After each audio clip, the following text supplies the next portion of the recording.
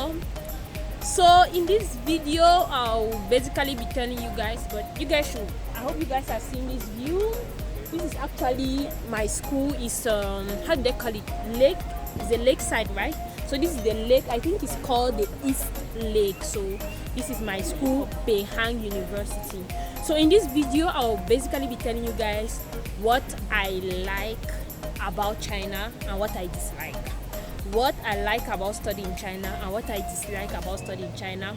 And in the last part I will tell you guys what Cameroon and other African countries can learn from China.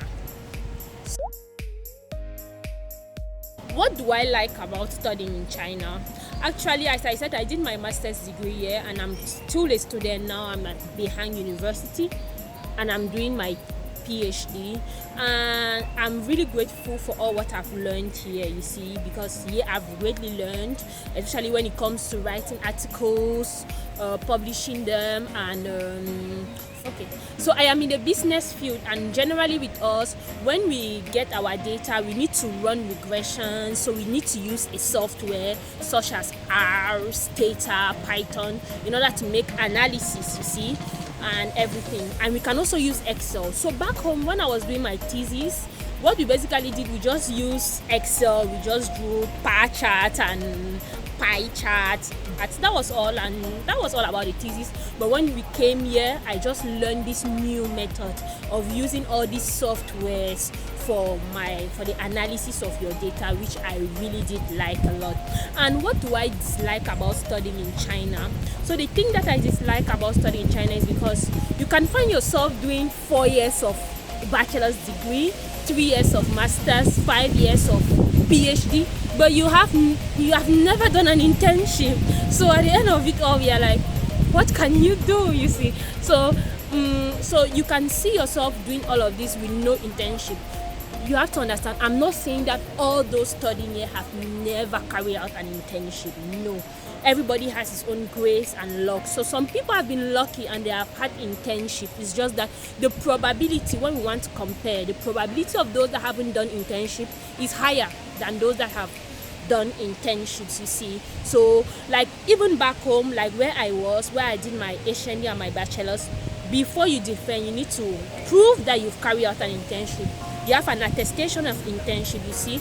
But yeah, it's not like this, you see. We have no attestation, it's not required. So yeah. And another thing I dislike is getting a job is quite difficult after studies. And still, I'm not saying that everybody cannot get. No, some people have been lucky and they will get. And I'm saying it's even harder when you can't speak Chinese, especially with people like us. When our Chinese is bohao, you see. So it becomes a little bit complicated. But if I want to also say, if I want to like tell you guys my experience, when I was doing my master's the last year, my second year, and I was a little bit free because I was done with my thesis. So my supervisor advised me to like look for internships. So I applied in a firm. It was an accounting firm. They saw my CV, they were quite impressed, but now they were like, you see.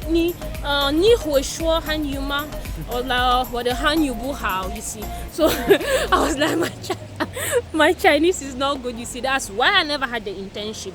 And I also applied for a job.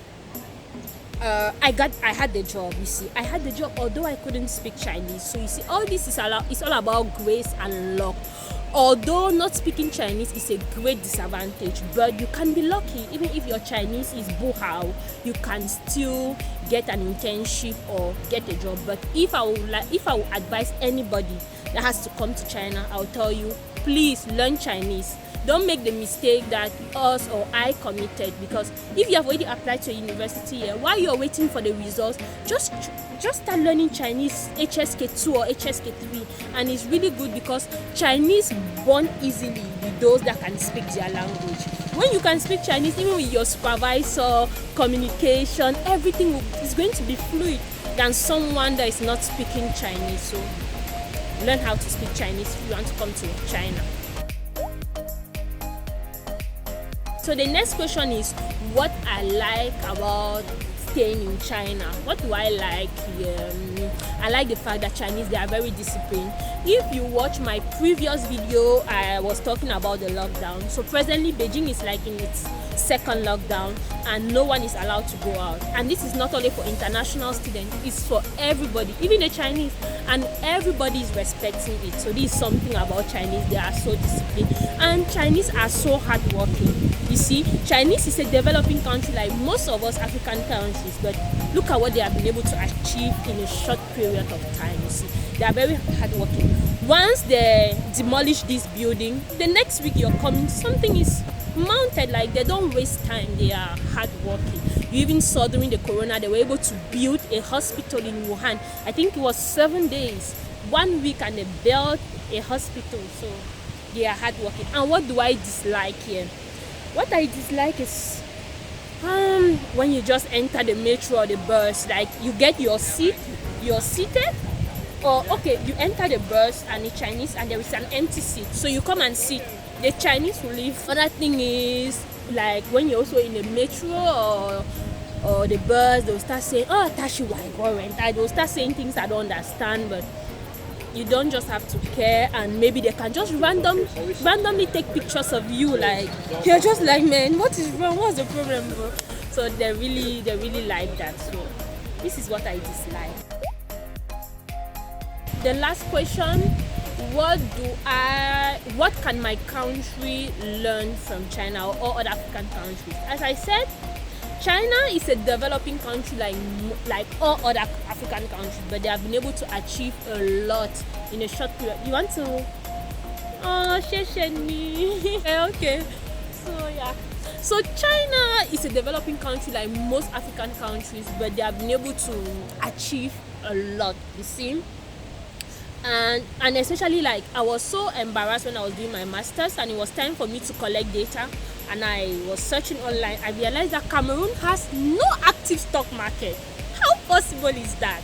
Why are we not having an active stock market? And even the stock market, we only have 2 firms listed. I was surprised. No, we need to wake up. China, they have 2 active stock markets with so many firms listed. And even if maybe Cameroonians will be like, China is too far, let me take Nigeria. Nigeria has an active stock market with more than 100 of firms listed. So it's important for us Cameroonians to also have our own stock market, and more firms should be listed, because when we have these firms listed, it makes work for researchers easier. Like, we're able to get data, analyze the data, have findings, and make recommendations for the firms to do better, you see. And the next thing is, I will take the example of where I used to live back home. No, you can pass. I'll take the example of where I used to live back home. Moi, je viens d'un quartier très difficile, Colmeseng. Everybody knows Colmeseng.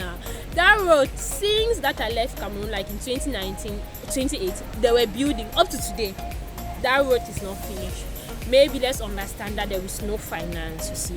Why not issue green bond to finance this project? This is an environmental project. So Cameroon has to issue green bond. Maybe we can ask, what is green bond? Bonds are debt securities which proceeds are used to finance environmental friendly projects. So you see, when you issue green bonds, you get the proceeds, you finance these projects. And we have a lot of environmental projects in Cameroon. We have roads we need to build, we have green buildings, we have carbon dioxide emissions that we have to reduce, all of this. And China is a developing country. Today, they are top first in the world in the issuance of green bonds. So please, Cameroon, Africa, let's wake up. Let's have stock markets.